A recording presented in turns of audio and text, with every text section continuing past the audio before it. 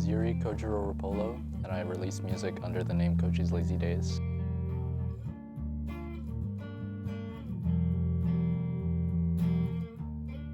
I was born in the Philippines and I was raised there until I was 8 years old, at which point I then moved to Montreal. And when I lived in the Philippines, I wasn't very into music, so my musical journey really happened when I moved.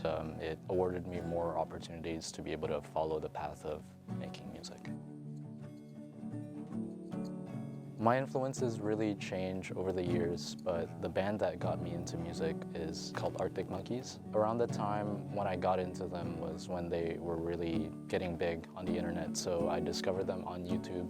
And when I heard some of their songs, it really inspired me to play guitar because I just thought that their guitar work was really cool. And I began to teach myself how to play music and how to write my own songs and how to basically play guitar. When I made my first album, I was going through a pretty rough time mentally, so I kind of needed that outlet.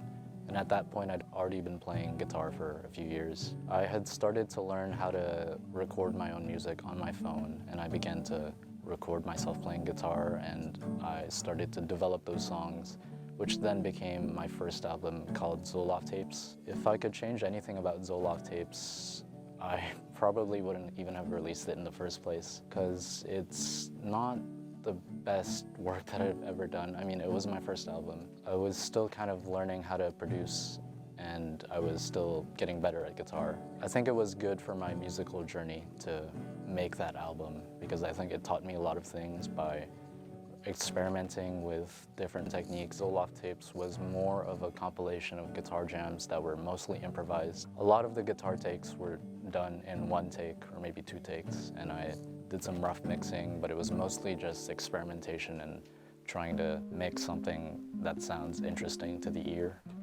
So my second album, Somerset Bridalwood, was kind of the other side of the same coin. Instead of focusing on the production side of it, I kind of kept the production minimal and very DIY sounding, so I used the microphone on my phone. I didn't have a mic until probably a few years after that. My second album was a breakup album. I used it as a sort of outlet to let out the negative emotions that I was feeling at the time.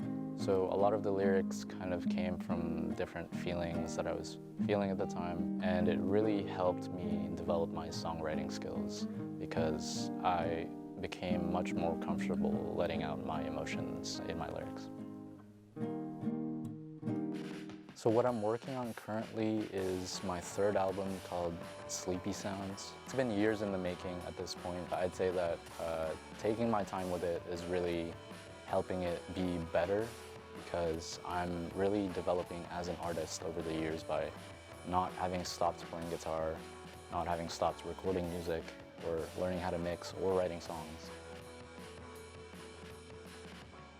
My ultimate goal as an artist is just to work with a lot of different musicians and to also eventually open up my own recording studio and become a producer. I would like to record different bands and artists, and my goal is that when you listen to those artists, you can hear my production style and know that I'm the one that recorded them and mixed them. I feel like with everything that's happened throughout my musical journey, all of it has pretty much been a necessity to make me into the musician that I am now.